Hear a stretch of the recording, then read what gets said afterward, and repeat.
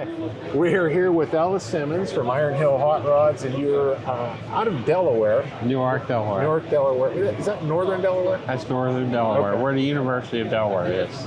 Okay, gotcha, Yeah. gotcha. Well, we were told by Dan Baker of Alumicraft that we had to see your car, and now that we've seen it, I understand why. So it's part Ford, part Bugatti.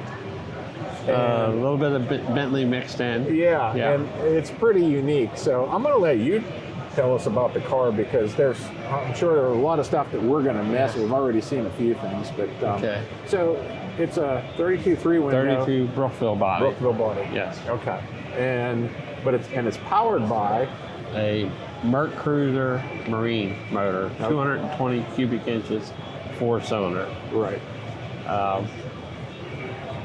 The Mercury Marine built a small one, Chevy 2 motor, but this is twice the size. Sure. It has all 460 Ford internals, pistons, and rods. John Cossey 460 Pro Stock aluminum cylinder head. Oh, really? Yes. Okay. And The supercharger. The supercharger is remember this Bentley. Bentley. Of the Okay. Bentley. Right. Inspired that.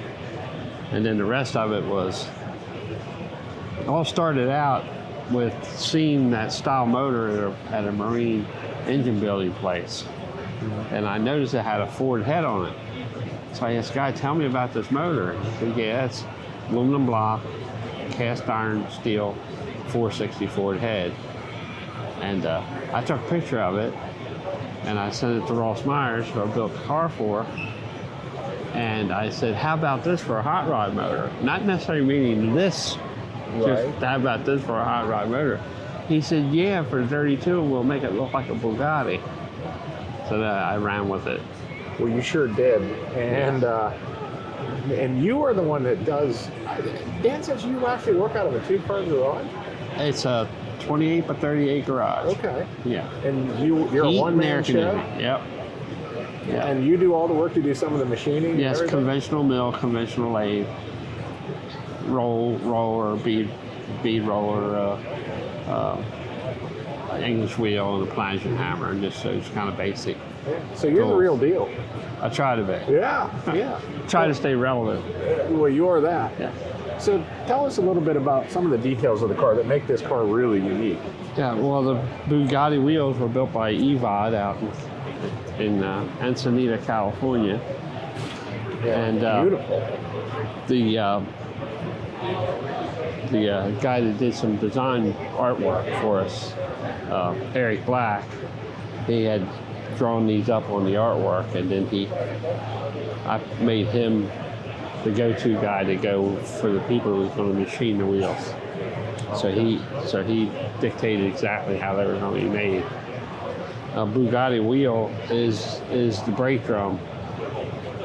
Brake drum and the wheel's all one piece. So when they would come into pit, they'd take the knockoff off, take the wheel off, and put a new one on. They had a brand new brake drum. Every time they put a wheel on, they had a brand new brake drum on there. And a little safety wire. Mm-hmm. I questioned on the artwork that's not going to hold the knockoff. That's not a safety wire for the knockoff to stay on. I saw a real Bugatti in Sweden when I went to visit my son, and the Bugatti had that wire on there. And I asked the guy who owned the real Bugatti, I said, that doesn't hold a knockoff on. He says, no, it holds the dust cover on. Okay. Man, that's a great touch, though. And it really is. These were bought at Hershey. I saw them on the table at Hershey. The guy had a pretty elaborate, expensive number on these headlights, but I knew that they matched the 37 taillight. So I had to get them. So that's where they came. I have no idea what they're off of. Oh, you don't know what they're off of? I have no idea what they're off of. Well, they fit this car really well. They were manufactured in Marietta, Pennsylvania. Okay. Very cool. And of course, the grill, that's Alumicraft. Yes. That's his Pines Winterfront. Yes. But custom made for this car. Yes, we took a perfect 32 Ford grill shell and created this two-piece with the hole in it for the. Yeah, that's I mean, that's it. And we Dan had did a really nice added job. that little reveal Oh yeah. around. It doesn't show up real well on black, and it's got a peak that runs all the way down to that. Okay. And then obviously the big hole for the supercharger. Yes, and these were made to look like Strombergs laying on their side. What are they The actually? electric throttle bodies. Oh, okay. The controllers underneath the dash. Very cool. And you've got some unique suspension treatments here too. Yes, parallel leaf springs. All the early coach built cars used to have the springs leather wrapped because they would grease them up, grease the springs up, and then wrap them to keep the dirt out. But of course, these are posy super slides, so this is aesthetics on this. Sure. Nice touch though. And the axle has no U-bolts holding the axle on. It's a boss that the spring slides through and it's pinned from the bottom. Okay. And the spring got just a hook like that, and there's Delrin rollers in here that the spring slides on, and the spring won't come out because it's got the hooks. Okay. Very cool. Now, if you can get a picture of the end of that pitman arm, there's a 1932 French franc coin. Oh, I see it now. Yeah. Well, you got to be looking. Yeah. That's a great detail. Oh man. How about the rest of the drivetrain there? Let me pop this hood real fast. Okay. I can't put the prop in because I don't want to hit this other hood.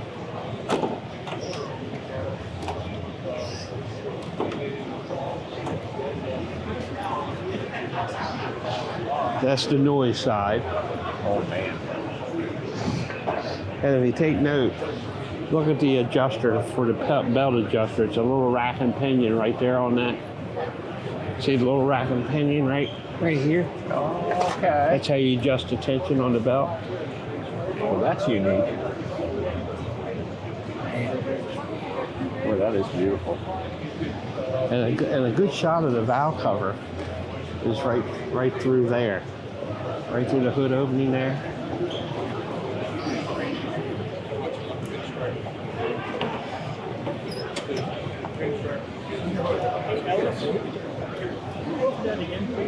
Let me finish with this one, bro.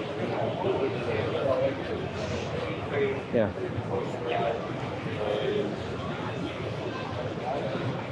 Oh wow. The mag was done at a place called Ellipse Engineering in California. They created the magneto for me, and he actually found a Italian Chantel label 1923, I think it says. Wow. Very cool.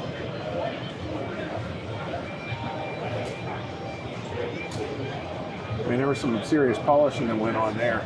Yes, John Wright's custom chrome plating did all the nickel plating and the polishing of the block.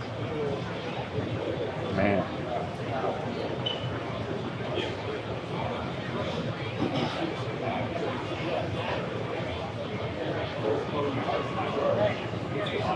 And if you can notice, looking through there, you see the louver floor underneath the. Does that show up? Oh, that's great. And that's a McLeod Muscle 5 5-speed transmission. I was going to ask you what that was. Okay. I don't know if your camera can capture it, but on top of the bell housing, it's embossed Mulsheim Stamping Company, France, on top of the bell housing. That's where all the Bugattis were built, Mulsheim. Okay. Man, I love the interior. What inspired the paint colors? Bugatti. I figured. Yes. Okay. Bugatti. Is that an actual Bugatti color? The insert here? Now a lot of those were blue and black, and yellow and black, red and black. I don't know if there was a olive and black. Gotcha. Oh, I love the look. Yeah.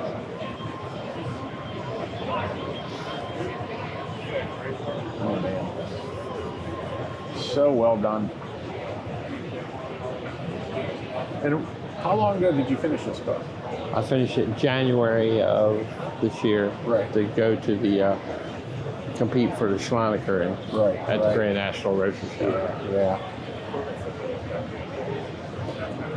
This has a ATL a bladder, safety bladder inside this. Okay.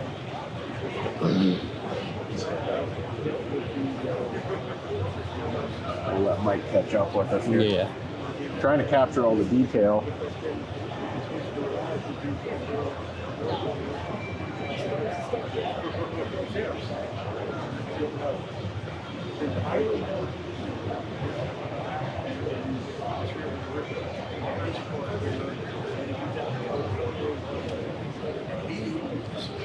I knew it'd be just as pretty underneath as it is on top. That's a winner's banjo rear. Yeah. I was going to use a quick change, but this drive shaft comes out real low on a quick change, and I couldn't have the bottom of the car flat. I wanted to create a perfectly flat bottom, so I changed up to the banjo rear. That's beautiful.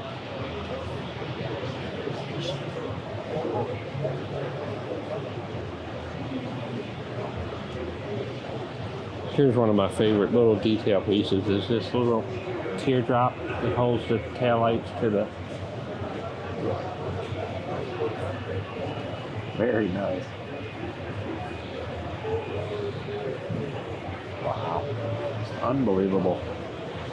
And the roof has a function. It slides back.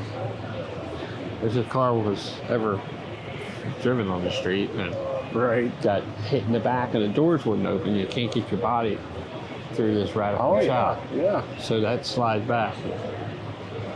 Yeah. Okay, so that's a Yeah, it folds up on itself. that's a legitimate safety feature. Yeah, it's a safety feature. I never would have really thought about that. And the dash pod created because when I'm sitting in the seat, I can't reach the dash. So I have to put the switches in there. Okay. And if you're working on the car, you can... Nice. The steering wheel was made by Jason Smith from the Hot Rod Garage in Oklahoma. And what are we looking at here? That's rosewood. Rosewood. Okay. Yeah, and this is all matching. Oh yeah. Well, I'll tell you what, the detail is unbelievable. Well, I really appreciate you showing us the car. It's unbelievable. It really is. Dan was right, as he usually is with street rods. He's a great guy, man. He was great to work with, I'll tell you. No doubt. Yeah. No doubt. Well, I mean, that's a great... Yeah, I showed up with a shell and I said, here. That's what he does. Yeah. Yep. And you know, he made it fit the shell just perfect. Yeah. Yeah, you can see it. Yeah, Dan, he's the best when it comes to this stuff. He really is. Well, again, we really appreciate it, and hope to run into you again. All right.